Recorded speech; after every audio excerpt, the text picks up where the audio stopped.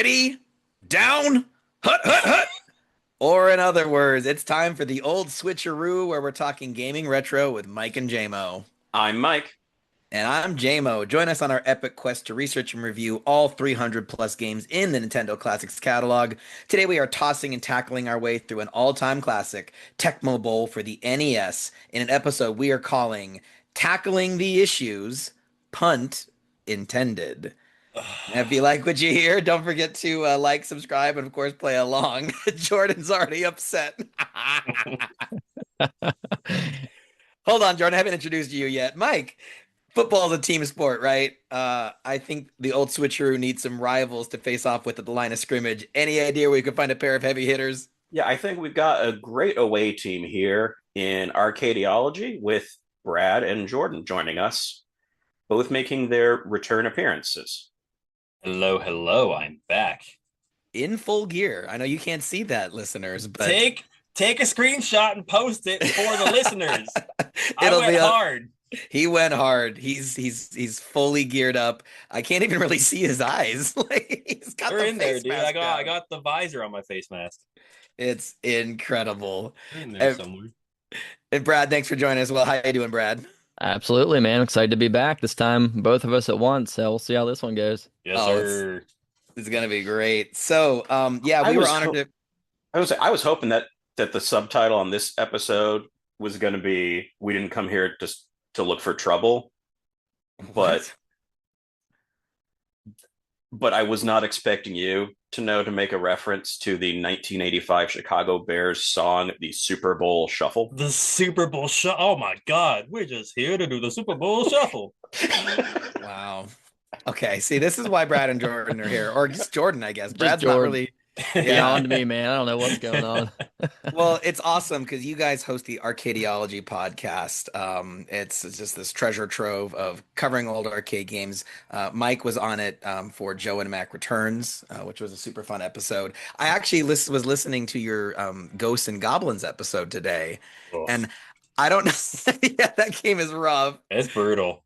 But here's the thing, though. I did something that I don't know if anyone's ever done with your podcast. It was my music during my VR boxing workout. So I was like in a virtual boxing ring, and every time Jordan would go like, "Her," like I wouldn't know if it was the boxer or if it was, Wait. What did I do? like he'd go like, "Her," like he'd like I don't even know what that means. it's like a thinking sound. It's a thinking Oh, sound. Yeah. Interesting. Okay. Don't think I ever noticed that I do that. Full disclosure, it may have been the VR boxer. I have no real way to tell. It could have been. Yeah. I want to know though, so we met you guys. Jordan came on our Star Fox Trilogy episode, and then Brad was on our Treasure Shooter episode with Gunstar Heroes and Sin and Punishment. So that's how Switcheroo met Brad and Jordan. How did Brad and Jordan start the podcast together? How'd you guys what's your origin story? I mean, I kind of just randomly, I listen to a lot of podcasts at work, and I was like, this kind of might be fun to do. I know, like playing video games. Both of my brothers play. Jordan plays with us. We do stuff like that. So I was just thinking up an idea of a podcast to do, and I have a arcade one-up cabinet that I modded a few years back. It was collecting dust for a while, and I was just trying to think of an excuse to start playing through the thousands of games on there because it's just loaded with so many games that I'll never be able to play them all. And then I just kind of came to the conclusion it'd be fun to do a podcast on the arcade games because they're pretty easy to pick up and play, pretty short. So I just pitched the idea to our group chat where we usually talk about gaming and whatnot, and everyone was pretty much immediately on board. And it just all kind of group effort. We kind of put all the pieces together, and it just came along pretty nicely. You guys go deep on those games too. Like a Yeah. lot of those are not exactly games anyone has heard of. No, we're really digging him up, dude. Brad put together a list of how many hundreds of arcade games. You pretty much just scrolled through. Was it my cabinet you scrolled through at one point in time and looked a few up? And Both, yeah, mine and yours. I went through, sifted through them both to get some ideas. yeah, and you're like, this sounds cool. This sounds cool. And here we haven't heard of 90% of these games, and I kind of feel like that's the beauty of it is we are coming into pretty much 90-ish% of these games completely fresh. So we're giving a whole new perspective. It's not like, oh, this is Pac-Man. We've all played Pac-Man. You know how Pac-Man works. This is what are some of the weird ones we played? Like bio whatever toy and Yeah. Prop No one's cycle. heard props. Like, yeah, no one's heard of these. That's kind of what makes it interesting. But I think what's really fun, I don't know if the younger generation can relate to this, but like I used to walk around arcades and just pretend I was playing and just watch longingly because like, my family didn't have the money to just blow on, the more especially games like Prop Cycle, it's like $2 a play. I'm like, no way. Oh yeah. So to hear you guys talk about these games that I stared at longingly as a kid, it's a fun time. Okay, guys, so without further ado, I think the ball's not going to snap itself. You ready to run some plays? Huh. Hup. What does that mean? Does hut have a meaning other Okay, than so It's kind of like a house. or like a technically, crime lord? technically, no. Every quarterback has their own cadence. It's kind of just the offense's way of knowing when he wants the ball. You don't actually have to say hut. A lot of them just do. Some will just say go. Some will just say ready, yet, and they'll get the ball. It's just the way that they say things to let the offense know, hey, it's time to go. Gotcha. Well, let's dive into Tecmo Bowl for the NES, released in 1989.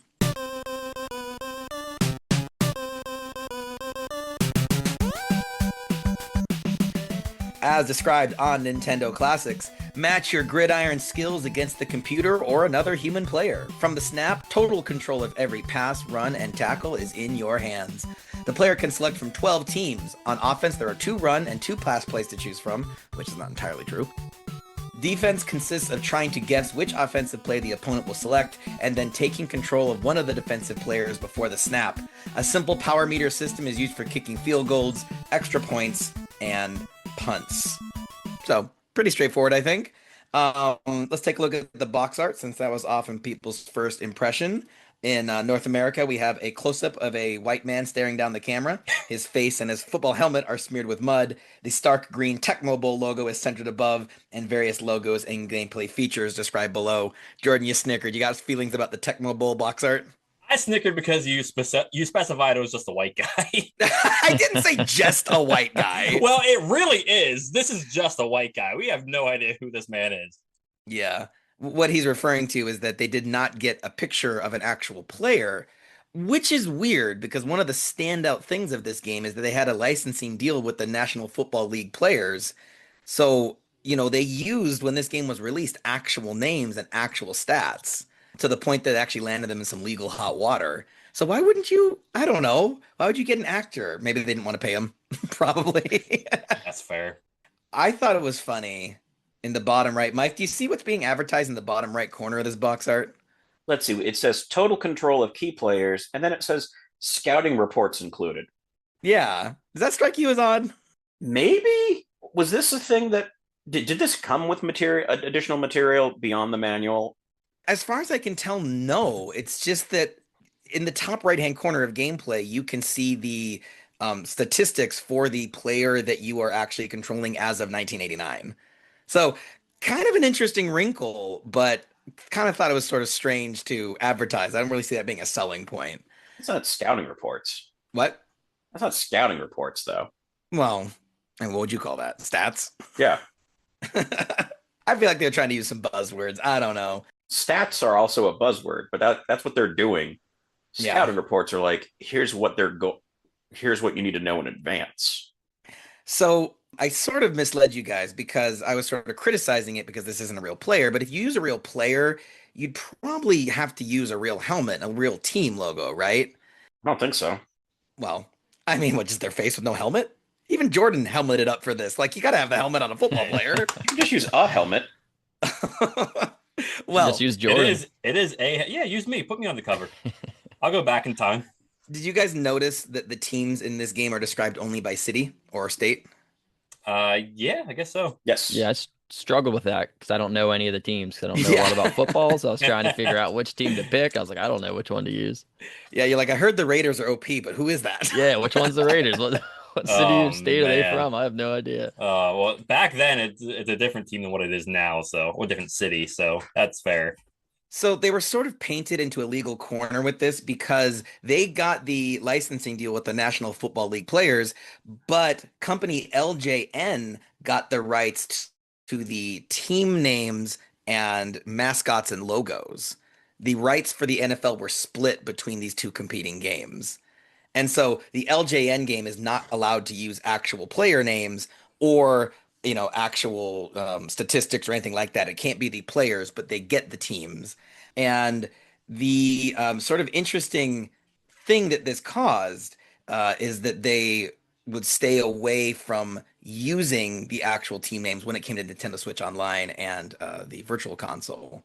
What do we think before we get to that? What do you think of the Japanese box art? Do we like it better, Jordan? I mean, there's a little bit more action going on. It's not just some white guy. Yes, it's several guys of nebulous. Is that like a really knockoff Buffalo Bills logo on the helmet? It's something. Yeah, it it's looks like it. It's a painting of two players on offense, one running the ball towards the customer while his teammate defends him from a flying ass grab by the opposing team. But there is like a nice implied sense of movement, I think. There's the blurring lines, there's blending colors. Layout's a bit cluttered and hard to read. So I kind of prefer Johnny Tecmo staring me down, Mike. What do you think? I mean, I don't see how you find that like cluttered. Okay. Like it's a shot of a play that looks pretty standard, and then it says Tecmo Bowl. And it almost, I think this is probably actually part of a series, but the fact that it's that image with like this blue border around it feels very like trading card to me. The fact that there's a number 12 there makes me think that this is in fact just actually like a series of games, and I have put my own cultural context on this. But like to me, I see this much closer as like trading card. That's cool. I didn't even think about that. Okay, you won me over. I guess what I was saying by clutter is that to me, the guy tackling, like I don't really know where his arm is going or where his other arm went. Like I feel like there's some anatomy missing. I don't know. I think it looks more normal to watch a lot of football and have a lot of situations where it's like, well, that's the angle the camera had. So what's not in frame? I don't know. Yeah, get you. I get you. It just means that it's very unlikely that any call here is going to be overturned. So, the game was directed by Shinichiro Tomie. We will enjoy his work again when we cover Pokemon Mystery Dungeon Red Rescue Team for the Game Boy Advance. Jordan, we just learned that, well, I just learned that you have a Pokemon tattoo. Did you ever play Rescue Team? No, but I think I have a copy of it like behind me here that my friend got it for me for my birthday once. Very cool. Yeah, it's a Game Boy Advance game. It's sort of like a dungeon crawler where you play as the Pokemon themselves. And there's a fun little personality test to see which Pokemon you are. So excited to get to that. I got some Tecmo Bowl trivia for you guys. The Jumbotron displayed between quarters in Tecmo Bowl features advertisements for two other games in the Nintendo Classics catalog. Ninja Gaiden, which we reviewed with Timmy Williams back in Season 3, and Fantasy Adventure Rygar, which we will review with whoever's willing to talk to us about it. Did you guys ever play Rygar? No. I don't think so. I thought that said Avgar the whole time I was playing. It looks like maybe Agar or something to me. Also, can I just say, I noticed it said Ninja on the scoreboard the whole time, and I just had no idea why. Oh, there you go. Ninja Gaiden. It's a different 2D. You have a game between Rygar versus Ninja, an entire stadium chanting "Go Ninja, Go Ninja, Go." Wow, that was a long walk to a Vanilla Ice reference, but I appreciated it, Mike. That was incredible. It's always a good time for a Vanilla Ice reference. So speaking of controversial, this game had a number of controversies surrounding various real-life players. According to YouTube channel All Sports History, upon release of the NES version, Indianapolis Colts running back Eric Dickerson sued Tecmo, claiming that he was not fairly compensated by the NFL Players Association for use of his name and likeness, which I think is weird that he's suing for use of his name and likeness because the likeness is a stretch. All the players look more or less identical. Oh, yeah.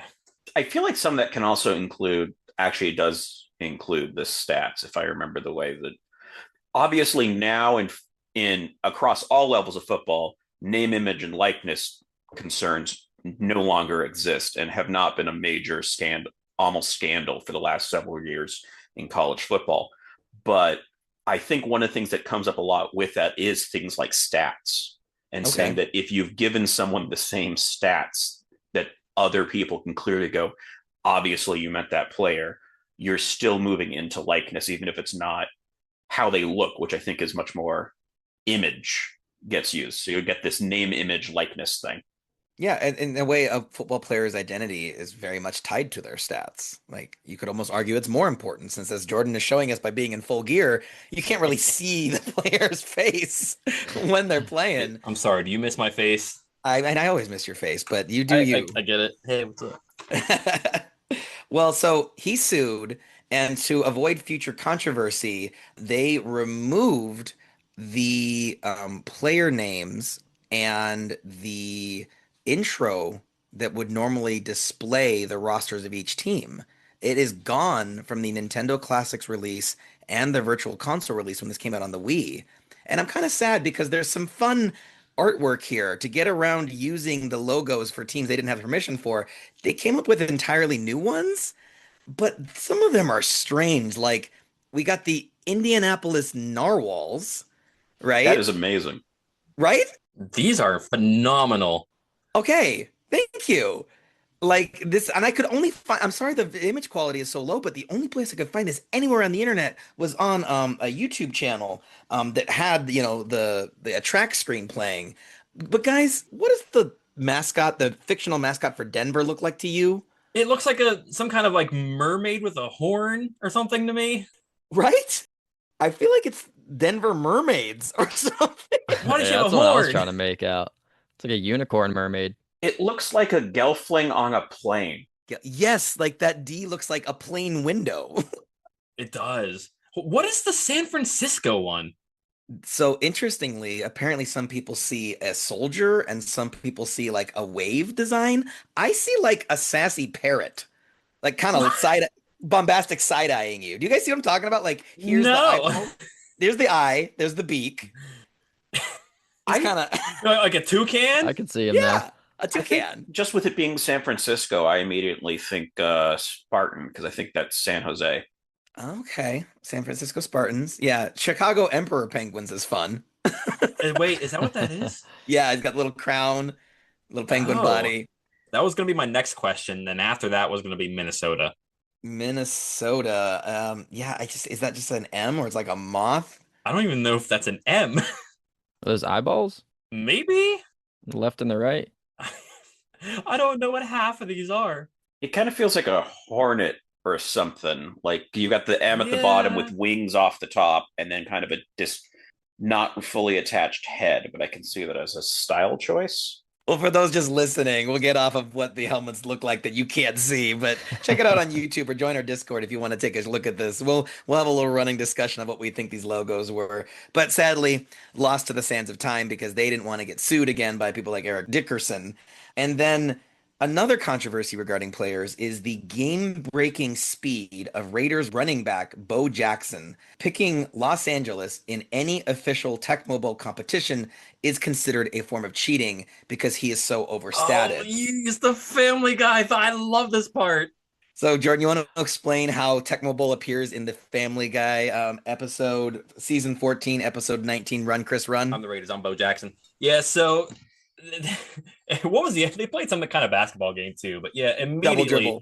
Thank you, double dribble. Corner three, and Peter just picks up this controller and immediately says, I'm the Raiders, I'm Bo Jackson. And he snaps the ball, runs the whole way back to the end of his own end zone, takes a few laps, and then runs the length of the field. And I think it goes back again and then back again. It runs out the whole quarter, which is Yes. People do this with Bo Jackson in this game. Yeah, he's that broken, which is why in our little gentleman's agreement before we played together, no one was allowed to pick Los Angeles. I need someone to tell the computer when it's playing is I think either New York or Miami that's a broken character because I did play as LA and I had no run game. No, honestly, me too. Because I did try it against the computer. You have two running plays, one with Marcus Allen. It's like a pitch play to the outside. And then the Bo Jackson play is kind of like a dive up the middle. And I broke away like once or twice with it, but every other time he just got stuffed at the line of scrimmage. It really depended on who I was playing. Mm-hmm. Well, so did you guys know the controversy regarding that Family Guy episode? The controversy around the episode? Well, is this that because they use actual gameplay footage? Was this that is this either that they didn't get permission from the person who uploaded it, or they didn't have permission from I think it's a permission thing in some capacity. So much worse than you can imagine, Mike. So, as Mike is alluding to, Family Guy uses gameplay footage that was taken off of people's YouTube channels without permission. And then, in what might be the douchiest move of all time, Fox copyright struck those videos. The videos they stole from, they then tried to claim they owned because they put it in Family Guy. I Wow. mean, it is incredible how often that has happened. I think I have at least two gameplay videos that have copyright warnings from bands that used Zelda music.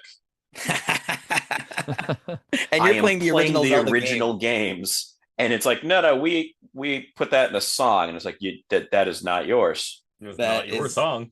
hilarious. Well, full disclosure, according to independent reporter Jack Shepard, they did eventually have Seth MacFarlane intervened, the creator of Family Guy, to get the videos reinstated, and he issued a formal, or excuse me, Fox issued a formal apology. Yeah, that feels like corporate rather than Family Guy was Yeah, a move. yeah, Fox did it. They didn't. Yeah. So, guys, before we get into the Joy Pros and Joy Cons, what is our history with football in general, and how far did we get in our Tecmo Bowl seasons? Jordan, I think we got to start with you. You're in full gear. You're ready to go. Oh man. Start with Brad. His answer will be a lot shorter, All right, I'm Brad, sure. take us on your football history. My wide history with football, I mean, it goes pretty deep. We'll try to keep it short here. I pretty much know nothing about football. Never played it, never really watched it. I don't know. I just never had much interest in it. So I don't know. I just know he's not something I started watching. I mean, my closest reference to football, there's about two players that I can say that I know. I got Jordan. Jordan. Jordan knows the one here. Yeah, Jordan's one. Yeah. Tell that story, please. Yeah, the my main one. All right, so we're playing. We have a game night at my house. We're playing categories. I'm sure everyone's familiar with that. You get a letter, you get a category, and you gotta fill out your card with names or whatever the category is. So the letter comes up. I think it was J. So in the category was famous athletes, and everyone, of course, Michael Jordan. You know, you got like your standard ones, and I'm like, I'm trying to think of something. I gotta come up with something that no one else is gonna have. So I'm like, oh, I got one. Jones, comma Ben. And then we come around to revealing all of our names and stuff, and we go down to it, and we get to mine. I'm like Ben Jones, and everyone's like, who was Ben Jones? I'm like, I don't know, but he probably plays something. It sounds it sounds like a famous athlete, and I didn't get the point because everyone knows I didn't know anything about football. I just threw a name out there. I go and I look it up. He's a real player. I was like, I should have got the point for Yeah, that. he's So an I was, offensive lineman for the yeah. Titans. He was. We had to put in a specific rule in my family called you have to be able to provide specific details when you do to avoid that, That's fair. That's like fair. at the time. Yeah, your dad got greedy though, because it was like book titles, and he said "Sons of the Sea." There's got to be a book called "Sons of the Sea" eventually. Yeah, we asked for plot details, and like 2 hours later, we get home and he looks it up, and it's like you didn't get the points then. You're not retroactively getting them, and that is not the plot you described. All right, well, since Jordan seems to have a rich and long history with football, let's go to Mike Yeah. next. All right, I'm going to say I may have a longer history technically with football. Oh, okay, like in terms of years. Yeah, since pro, not so much. Although in the 70s, for like a season, my mom was one of the tumblers that the LA Rams had.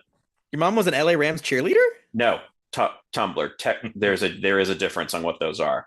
Okay, She has never made the claim towards cheerleader. That's a different deal. got it. But then my dad has been a UCLA fan. Actually, it may seem like he will have been to every home game for UCLA at the Rose Bowl ever, depending on what happens, because they may be Whoa. leaving there. But he's had season tickets since I think the late 70s when he was at UCLA, and so going to Wow. those games was a standard thing growing up. Yeah, And as I went to a school that did not have a football team, let's see, son. yeah, CSUN Yeah. had gotten rid of theirs, and it's still a public school. UCLA was my football team for a solid stretch, and there's a couple of years in there where I was at every home game because I was who was available. Some rough seasons in there, and then for grad school, going to Vanderbilt, which was the joke school in the SEC for football. and that changed this year. It's very weird. They've had their best season in a century. Wow. This year? Yeah. They have won 10 games for the first time in 100 years and the only time in the regular season. You said Vanderbilt was like the joke school. Is that like Dan from Street Fighter is like the joke character? Like no one expects them to win. Yeah, the joke used to be the only reason that Vanderbilt was still in the SEC was so that someone could read the schedules. Oof. And because it's a very academic school and it's the SEC. And so it has had that reputation. And so there's things where it's like, yes, Vanderbilt's the team that beat Alabama by the greatest margin, which Alabama has been dominant in college football for too many years. But Vanderbilt did that in like 1915 or 1920 or something. So like a century ago, Vanderbilt was dominant, and then the entire rest of the 20th century happened. And so it had usually been an easy win for everybody else. And in the last couple of years has changed that, and it's been glorious. Nice. Okay. So they've done well. How'd you do in Tecmo Bowl?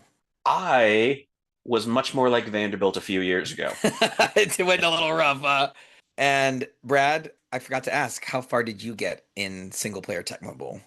Not far. I just kind of popped in and out. I just played a couple games here and there on my spare time, so I didn't play through like the full thing. I probably beat about 2 teams like total, so not too Right on. far. All right on. I had tried 2 rounds. The first time was and playing as LA, which is supposed to be broken, just getting fairly solidly demolished by Miami the first week 3 times in a row because I could not get a single stop. And so I had to score every time. Because you couldn't stop their offense? Couldn't stop their offense. The closest I got was a 49-42 game. Whoa. That's hefty. Actually, and I had a 41-35 as well, which if I could have scored, I would have actually won. The other one I was basically playing to tie. Jeez. Couldn't win. The second time I gave it a shot and discovered that you kind of get a different set of teams that you go through. And so the second time around, I was able to go through Chicago and New York before Minnesota just annihilated me. Okay, so you got a couple of games. You got a few games into the season. Jordan, tell us about your football history and your history with Tecmo Bowl. How much time you got?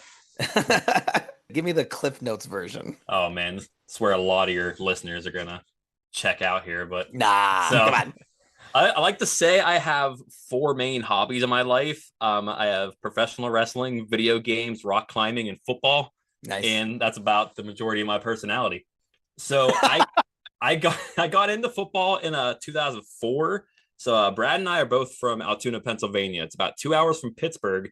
And so anyone who kind of knows the NFL might know that in 2004, that's when Ben Roethlisberger joined the Steelers. That's when he came to the NFL, took the league by storm as a rookie. So that's kind of what got me into it, was all the kids at school in like, I want to say like 7th or 8th grade, just talking about this guy Roethlisberger, whose name for the life of me I couldn't spell for like a good few months or so. But that kind of is what got me into football, was just everyone talking about that. And I'm like, well, they all seem to be into this guy, so I'm going to check it out too. And then I just got absolutely hooked, to the point that like throughout the majority of my life, if I had a job that would work Sundays, I would refuse to work Sundays because I would not leave my house because I was watching football. You can't get me to do anything else. Wow. It's my favorite tradition. It's football Sunday all day during the season. And then as far as playing myself, I didn't play at all I played in 9th grade for just a little bit, which for us back then was junior high. So I didn't play in high school. I didn't play until I joined the league. I play in now, which is called the Great Eastern Football Association. It's a league. About the number of teams changes, typically about 10 to 15 teams throughout the state of Pennsylvania. And I don't know if you guys saw me, I walked away a few minutes ago to grab these. I thought I'd show you guys my nice little championship rings that I've got from that league. We've won 2 of those bad boys. So that's awesome. I figured I'd grab those to show off a bit for you. But yes, so I've done that now for someone actually asked me at Thanksgiving, how long have you been playing in that league? And I realized it's been 11 years. Dang. So I've been doing that for a minute.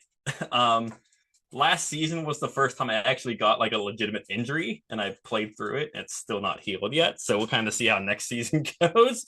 Working on that, but yeah, I mean, I've had a lot of fun football experiences with like going to specific games. I mean, I have a lot of. I'm not going to obviously waste your time with all the stories, but I've had a Steelers game where I sat beside a player who wasn't playing in that game. He's on the practice squad. The game where Antonio Brown jumped on the goal post. I was sitting in the end zone for that. I got that on film. Just a few weeks ago, I was at the Penn State game where they lost at the very end of the game because the guy caught the ball at the back of the end zone. I was sitting once again in that end zone where that happened. I have a lot of fun stories, but yeah, as far as Tecmo Bowl, I mean, it kind of, I played it here and there. I mostly played Tecmo Super Bowl, which is the SNES version, but unfortunately that one's not on the Switch. So yeah, more familiarity with that one, but this was probably the most I really played the original Tecmo Bowl was for this episode. And so how far did you get? So I didn't really go too far into it. I kind of just played individual games when I had the time. I didn't do like, oh, I finished this game, so I'll advance to the next. I played it 3 separate times, but they weren't connected, so I didn't actually advance in a season.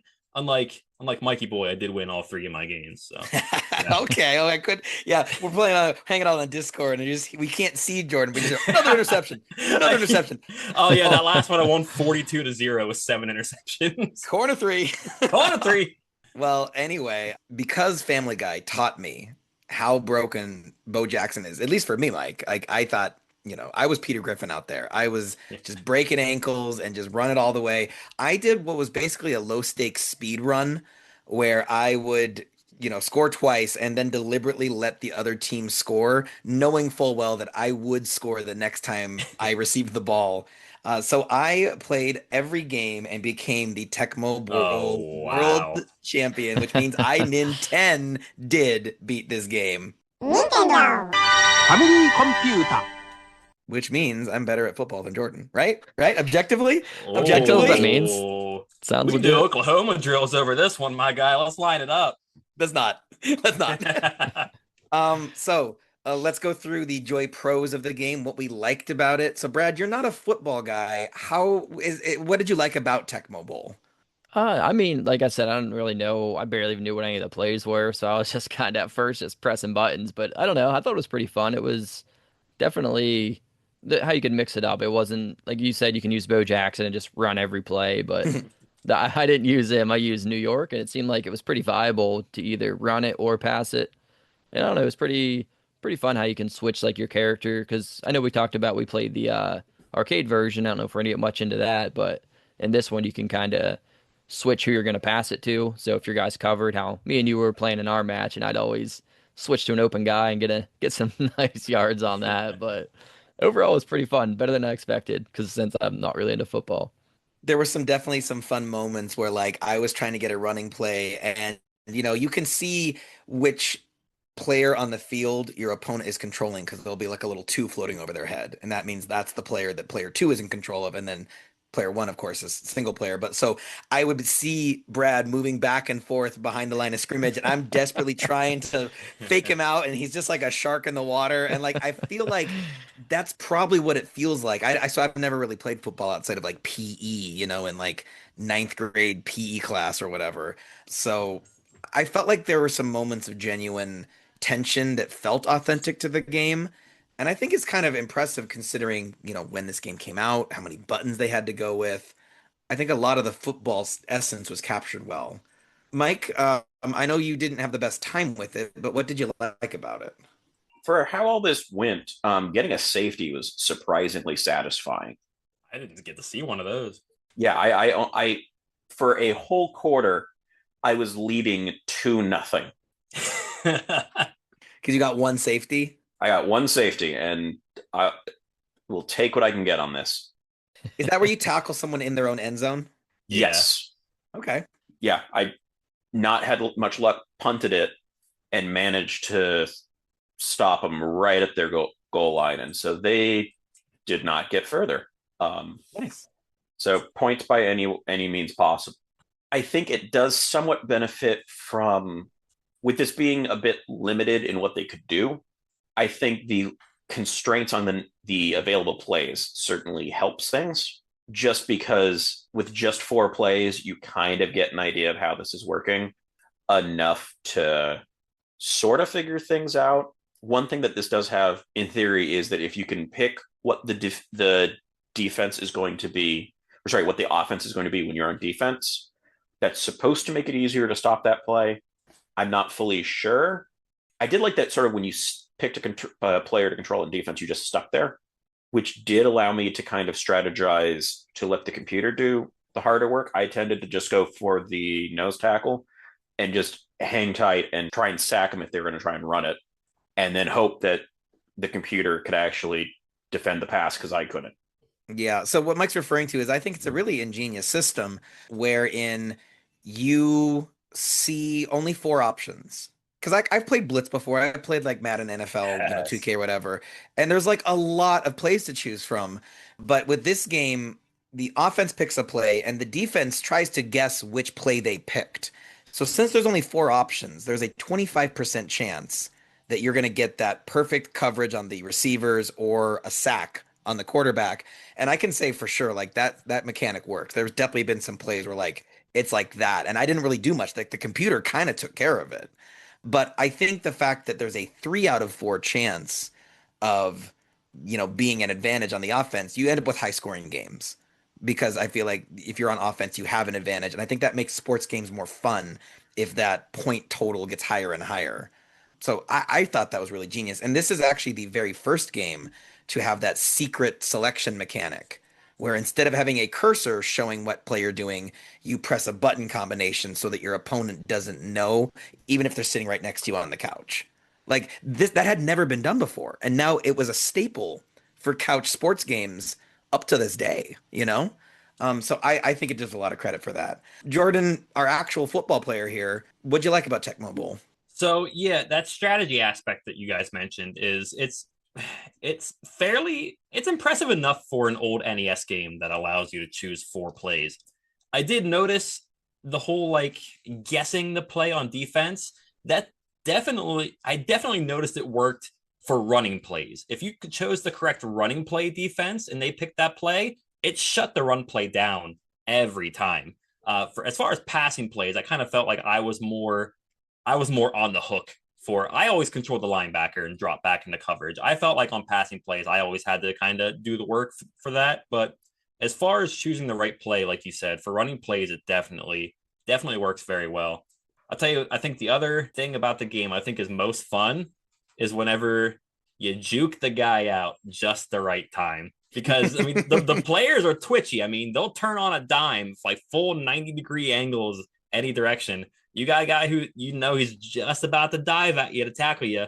You just break to the right, break to the left, and he misses. And it's very fun to make a bunch of guys miss and just see them diving all over the place every now and then. I did when I played against the computer yesterday, I managed to get a kick return touchdown. It's the only one I've gotten, but I think I must have juked someone out 10 times on that one play. Because there is an aspect of I guess rubber banding, we'll say, where if you're out ahead, like you have a breakaway to the end zone, the computer player, or just I guess the opponent player, will suddenly run 10 times faster. They'll always make sure they can catch you, but if you can juke them at just the right time, you'll still be able to get away with it. I think it only does that if you're running in a straight line trying to catch them. Like if you're trying to move on an angle. Okay. Yeah, because that is something that I had noticed and started to kind of count on. Okay, if I can get a line just downfield to run and catch up and then get over to them. Okay. Yeah. Which Jaymo saw that I can do. I did see that. Yeah. I will also say, if I had to pick one more thing that's my favorite part about playing this game, it's beating Jaymo in overtime. Okay. Wait a minute there. Hold your horses there. Slugger. We're going to get to the point where we compare our scores in these games. So he's shots fired already. So we're going to do I think Slugger's the wrong sport, I think. Close enough. What would you call it? The lineman? Sure. Why not? Well, but to that end, though, I had a lot of fun playing this online with you guys before we started recording, and a shout out for using your daughter's account, Brad, to sign in. It's like you're this person wants to play, and it's the little Animal Crossing logo. It's like not what I have Good pictured game, for though. Brad, but Oh, I Don't love talk me some smack on Animal Animal Crossing. Crossing. Yeah, great game, great game. My island on New Horizons is immaculate. Okay. ooh, okay, you'll have to come on another episode. We did a whole thing where we competed with islands. Oh, I So would love to show you the island. oh, absolutely. We'll do it. Love Islands #2. Let's do it. But I think that for such an old game to be fun in 2025 and be playing it online with you guys, it was awesome. It did make the kickoff return against you very satisfying. Okay, you know something, Mike? I beat you. Okay, you don't get to talk trash. Like, I went in expecting to lose. This is just about high points on the way towards loss. yeah, but all our games are real close. Like, when I fought, I mean, okay, so we'll just spoil it, but I beat Brad by 3, and then Jordan beat me by 3 in overtime. So we're more or less tied.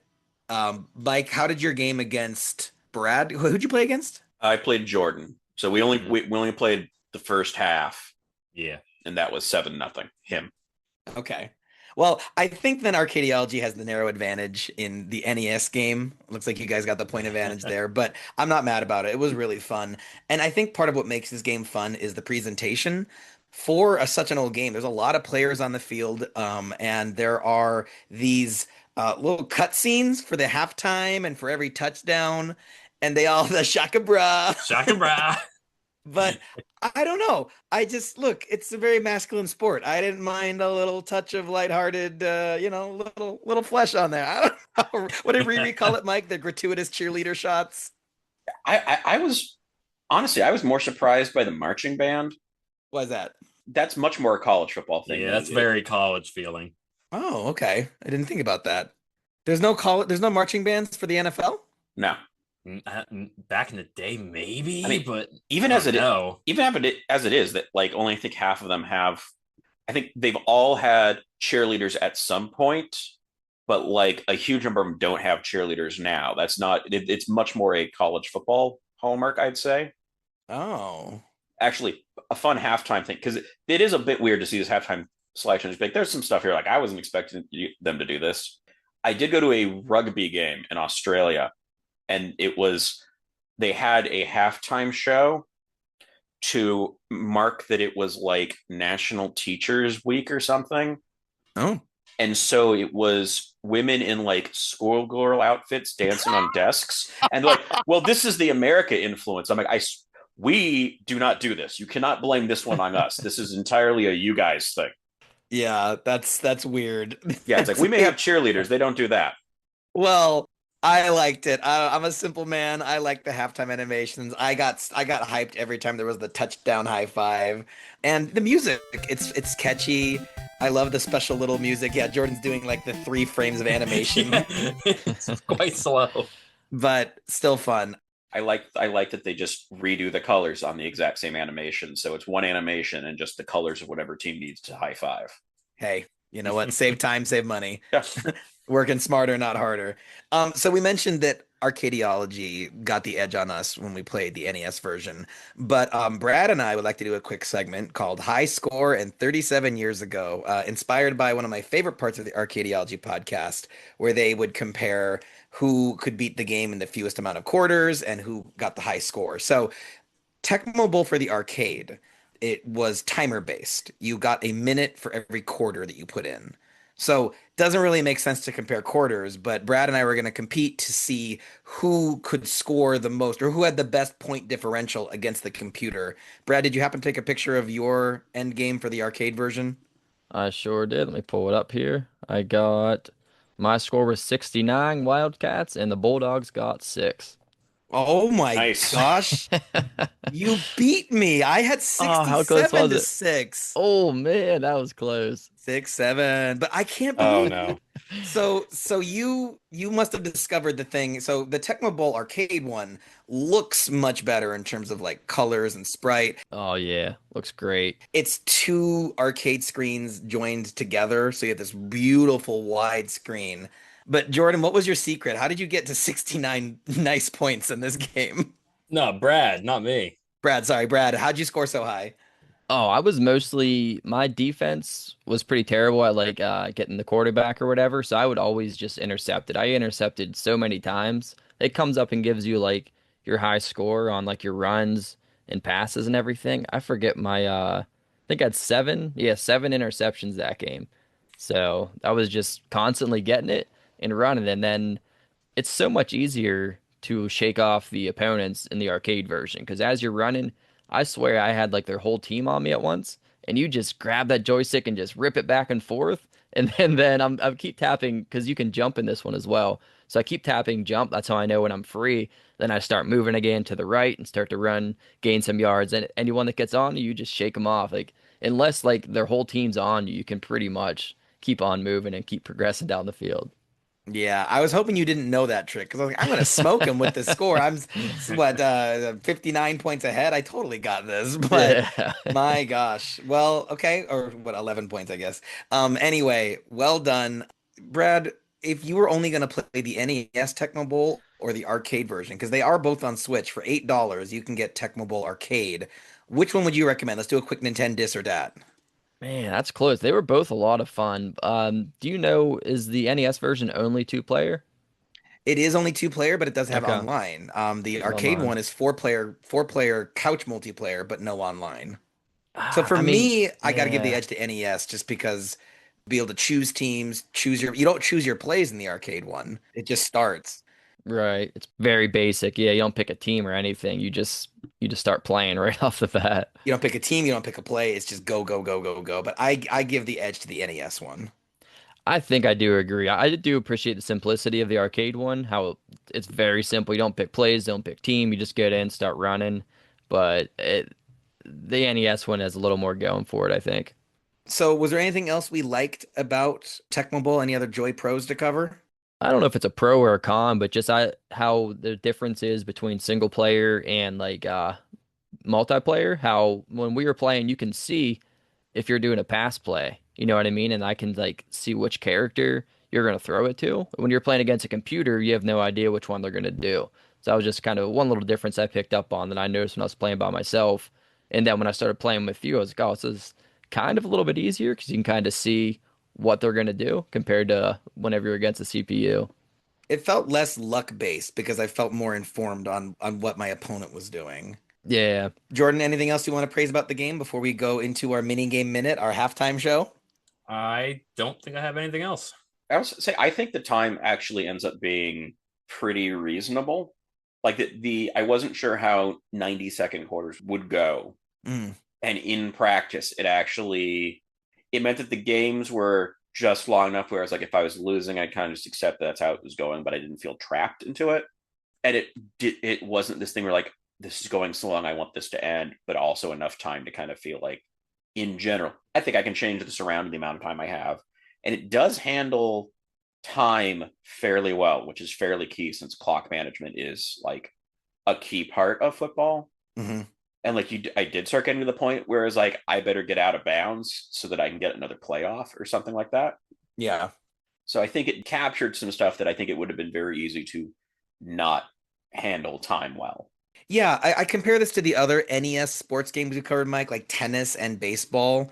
This felt way more complex, much faster, just more fun. Like I feel like as far as like sports games, this is going to be pretty high up there for what we've covered. Okay, guys. Well, so I do have a quick mini game minute because I know we've got some people here who know a lot about football, and we got Brad too. So Brad, I think that you might get a couple of these. Okay, maybe we should offer it to Brad first, and then if he Sure. doesn't know, so this game is going to be called "The More You Tec-Know." So we had mentioned that they had to remove the player names when this was released on Virtual Console and Nintendo Classics. So the version we're playing isn't really the version they got in, cartridges in 1989. But by looking at the numbers of the players and knowing their stats, you can kind of figure out who it's supposed to be, like Mike said. So in that same spirit, I'm going to give you guys a hint, and you guys let me know if you know the name of the player. I guess just shout it out first. All right. We got 17, 17, excuse me. No, no, no. We have 7 questions. So, and Mike, we want them to want to wait till I'm finished reading the question, right? That's better content. Yes. Okay. All right. So, I'm not going to name team names because those aren't in the version we played or any version. Okay, so here we go. Remember, this is all based on 1989. Oh God. Number 16 for San Francisco. This quarterback shares his first name with a camel and his last name with the 41st state in the union. Joe Montana. Boom, Mike gets it first. Okay, we're yawning out. Okay, sorry. Too slow. All right, Joe Montana. Mike gets 1 point. Number 7 for Denver. This quarterback John is widely Elway. remembered for his ad work, such as Got Milk campaign, his record-setting toss in a commercial for the Nerf Vortex. He also has the most common first name in the English language, John Elway, Jordan. You did also say wait till you finish reading the question. That's on me. Hey, now I it's got tied. excited. Now it's fair, okay? Now we're going to go throw this one to Brad here. Okay, so Yeah, I'm just here. despite sharing a last name with the biggest family dynasty in professional wrestling, this Jim was also the quarterback of Chicago and wore jersey number 9. Is this everyone can still do it? Yep, you. Take it away. I got Or nothing, is it guys. just Brad? This is McMahon. Jim Jim McMahon. Okay. Good job. All right. Number 9 and quarterback for Minnesota. This Tommy wasn't Seinfeld's eccentric neighbor despite the potential name confusion. Tommy Wiseau. What? Wait, can you read it again? Tommy Wiseau, the guy who made The Room? George Costanza. I'll read it again. This Tommy wasn't Seinfeld's eccentric neighbor despite the potential name confusion. Tommy. First name is Tommy. Tommy Kramer or something. There we go. Tommy Kramer. I don't even know that name. That is the number 9 quarterback for the Minnesota Vikings in 1989. All right. Number 11 for New York. This Phil was a quarterback and might have had a diamond floating above his head to tell you his mood. Phil Simms. Phil Simms. All right. Got 2 more here. No, he's not the former Prime Minister of Canada. This Jack was number 10 and quarterback for Indianapolis. Oh, I don't know that one. Mike, Brad, former Prime Minister of Canada. Don't know that guy either. Sorry, man. Mike, this is your moment, Mike. No. Jack Trudeau. Yeah, no way. All right, I got 1 more, but I think Jordan sadly got it. But this name is too cool to not mention. Number 84 for Cleveland. This wide receiver's full name is a synonym for murdering a dictionary. Is it for Cleveland? Oh, Number 84 for Cleveland. His name is a synonym for murdering a dictionary. Nobody cares about Cleveland. Webster Slaughter. Oh, I was going to go for Kill Merriam-Webster. Kill Merriam. Hey, you're on the right track, man. You were on the right track. All right. So, guys, Tecmo Bowl. Oh, but Arcadiology smoked us. That's 3-0. I cheated on the one. I got excited. College football has better names than NFL. Give me 1 example. General Booty. Is that real? Yes. I was going to go with Jet Toner. I mean, he plays in the NFL now. I was going to say Kool-Aid McKinstry, but he plays for the Saints now. He was for Alabama, I think. A lot of fun names here. Haha, Clinton Dix. Haha, Clinton Dix. Gonna get us delisted here. What are you saying? Well, Haha is not his real first name, but his last name is Clinton Dix. Now I'm just trying to go through how many I remember that got the cameos in Key and Peele when they did the East-West Bowl. You should have made us a mini game, Mike. I want to play that. Aaron Rodgers. Hey, that's my quarterback, man. So, guys, that was fun. It's official. Arcadiology. They beat us in the arcade version of Tecmo Bowl, the NES version of Tecmo Bowl, and Jordan dominated in the More You Tec-Know. So you guys got us 3-0. But you know what? I ain't mad about it. It's too much fun. Tecmo Bowl ain't perfect, right? There are some problems here. For as great as it looks, I think that there is some ugliness to the game. There's some really bad flickering. There is if you pick the what team is this? It might be San Francisco. Anyway, one of the teams, there's the skin color matches the color of the jersey. So they kind of look like golems almost, or golems, just kind of masses of flesh here. And I don't know, you guys, some of the players had stats that felt so low, it almost felt comical when they would get the ball. It was like, move, come on, you're trudging. I don't know. I found the game frustrating at times. Mike, I know you did. What didn't you like about Tecmo Bowl? The passing, I think, was a big part of it. And I think with that, it's just that. So the way that this indicates where you're passing is with like a flashing little icon that I think gets lost on the screen way too easily. Okay.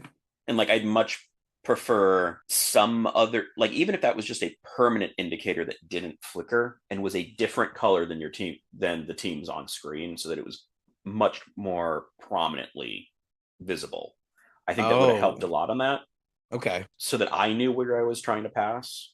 And it just meant that I really avoided passing if at all possible, just because I didn't feel like I had much control on it or consistency on what that was going to do. Whereas at least the runs, I knew where the ball would be. Yeah. It's almost comical how easy it is to intercept the ball in this game. Brad, how many interceptions did we have in our game? I lost track. It was just back and forth for a while there. And that's fun. Like an interception is an exciting moment. The music even changes. But when it's that easy to get an interception, there's moments of like, well, a pass is appropriate, but I'm not going to try it because I know the odds are stacked against me. Runs is just so much safer, especially since you can't fumble in this game. Doesn't matter how hard they hit you. If you have a run, they ain't getting the ball until, it switches sides.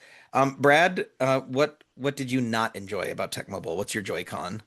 I think just and during our multiplayer session, I realized it is kind of what we brought up while we were playing briefly, is whenever you select a play, like if you can pick a run play, but then you're locked into run it, you have no option to pass it. And if the other person sees that there's no one highlighted to pass it to, you know that they can't throw it, so you gotta just pretty much run them down. Whereas if you pick a passing play, you can still pass it, or like I did a few times, I'd pick the passing play, you'd be covering my guys, and I would just start running anyways. So to me, I always pretty much 90% of the time picked a passing play.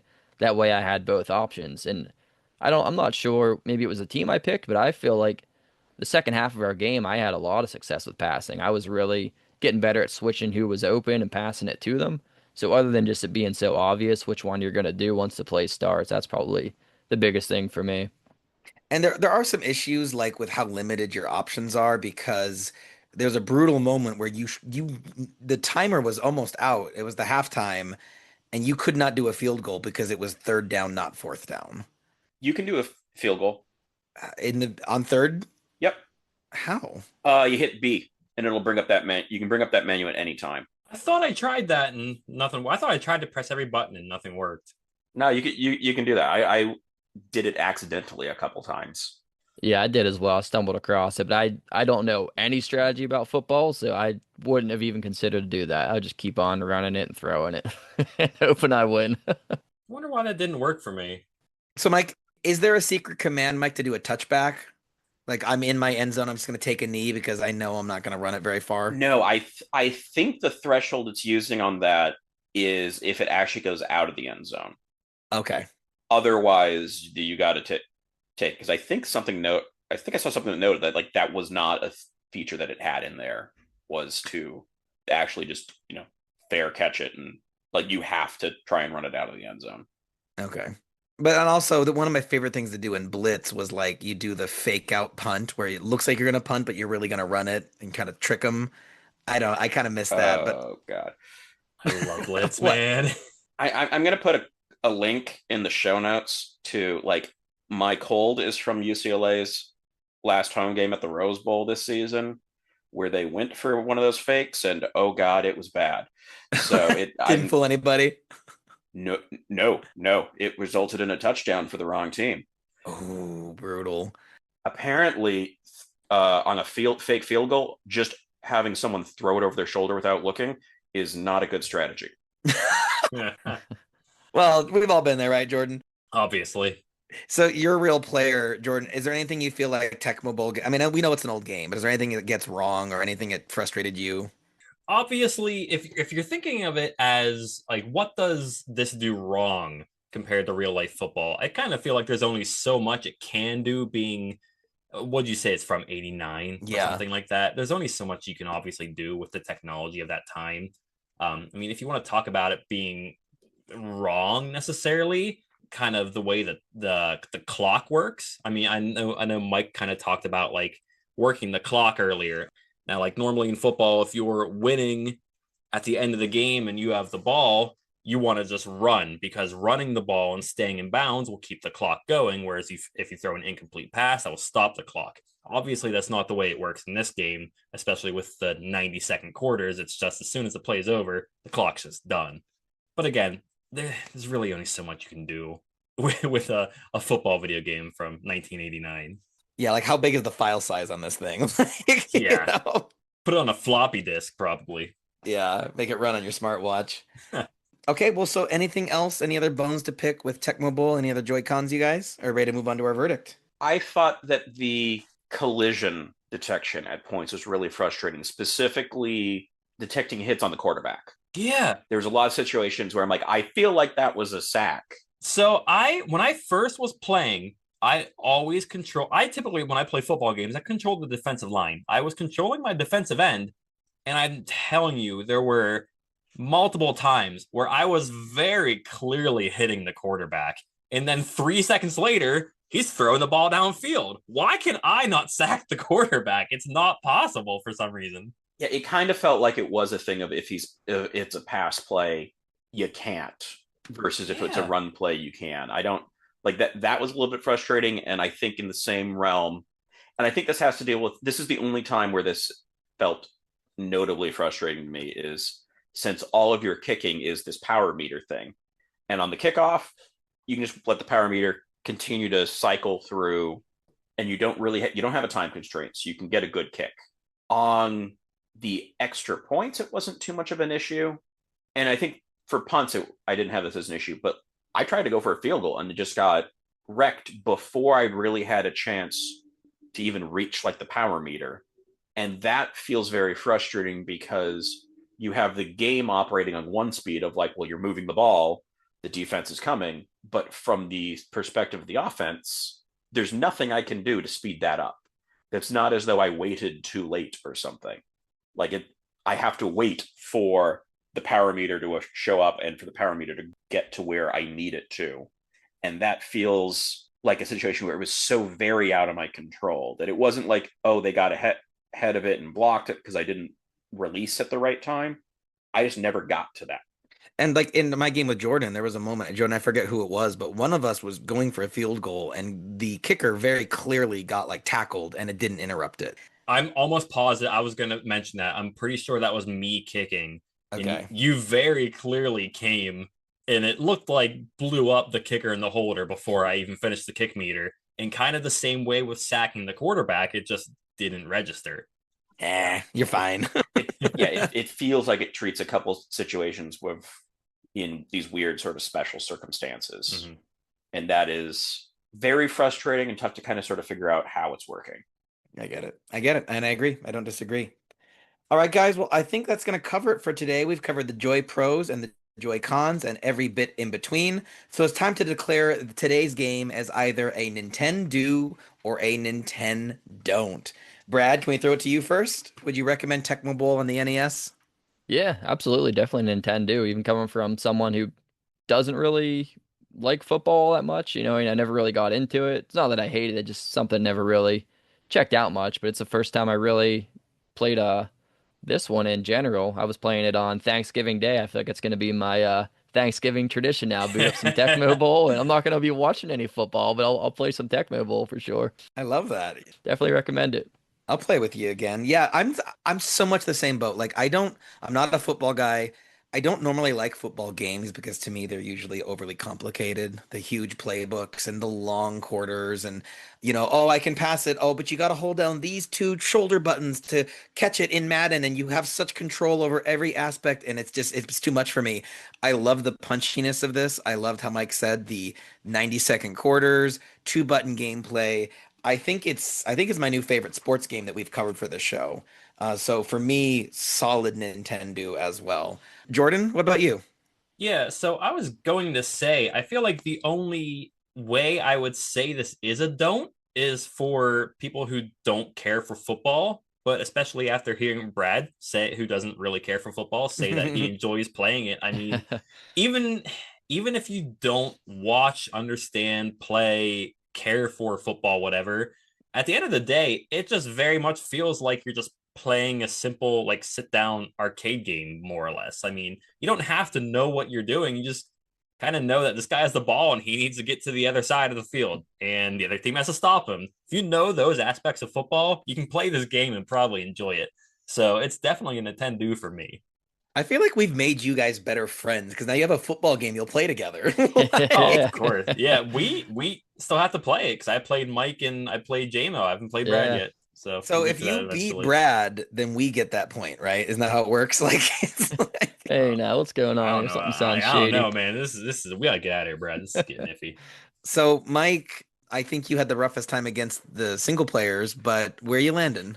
I think for as much as that was frustrating, like I wish I had the ability to, if I had to go, you have to win each week to go to the next week.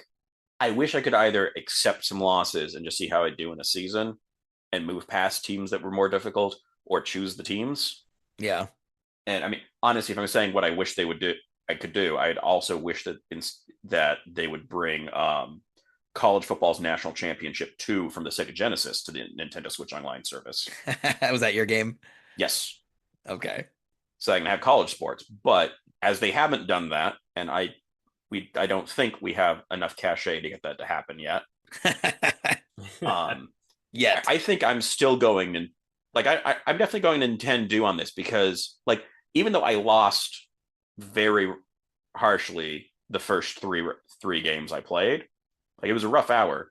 Like I came back to it, went through it again, and like so it still pulled me back. I went back and tried to see if I could beat Minnesota in a break today, and I still can't. But like the fact that I'm kind of keep coming back, and it's a short enough time span where I'm like, if I can just have one good game, I can make it to the next point, and it does have passwords. Yeah. So it has the sense where like I could work my way through if I can have a good run. So NintenDO for you. It's a NintenDO'T for me. Very nice. Well, guys, I'm stoked. I think we're going to call that game over for today. The final score for Tecmo Bowl, a resounding NintenDO from all four. 4 for 4. I love it. Brad, Jordan, it was always so nice to talk to you boys, and it's even nicer getting you guys both on screen at the same time here. Before we go, why don't you remind our listeners where they can find Arcadiology? Yeah, pretty much anywhere you can get podcasts. I know to hop in there, but I'll take it away. And pretty much anywhere you can get podcasts. We have 50 main episodes out, and I think maybe like 2 bonus episodes. We're currently on a little bit of a break here. Maybe by the time you're hearing this, maybe we'll be back up and running. Not too sure yet, but either way, you got 50 episodes out there. Some deep dives on all kinds of arcade games. As we said before, a lot of like unknown games we throw in there. We'll hop in and get your big names every 5 episodes or so, but you'll definitely find a lot of games you've never heard of and maybe find a new favorite arcade game like I did.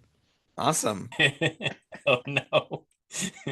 All right, guys, that sounds NE excellent. Everyone, join us next time and we'll be racking our brains over the puzzling perils of Solomon's Key on the NES. Also, don't forget to visit www.theoldswitcharoo.com. There you can find links to our Spotify, our Discord, our YouTube, our TikTok, and all the social medias you can shake a joystick at. Big thanks to Crystal Fields for our incredible intro song. And please, dear listener, don't forget to like and subscribe. Every click means a lot, and you mean a lot to us. Until next time, this has been the Old Switcheroo, where we've been talking gaming retro with Mike and Jaymo. I've been Mike. And I've been Jaymo. Game on, everyone.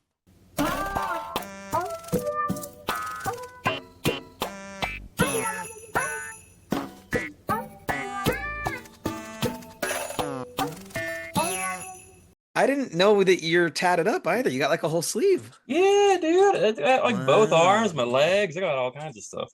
What's your favorite one? I'll have to send you a picture of it. It'd be hard to show you from here, but I have on my It's on his calf. Yeah, I do have one on my butt, but it's not that one. On my calf, it's a tattoo of me and my 6 favorite Pokemon. So it's kind of like me and my team. That's dope. Yeah, I'll have to send you a picture of it.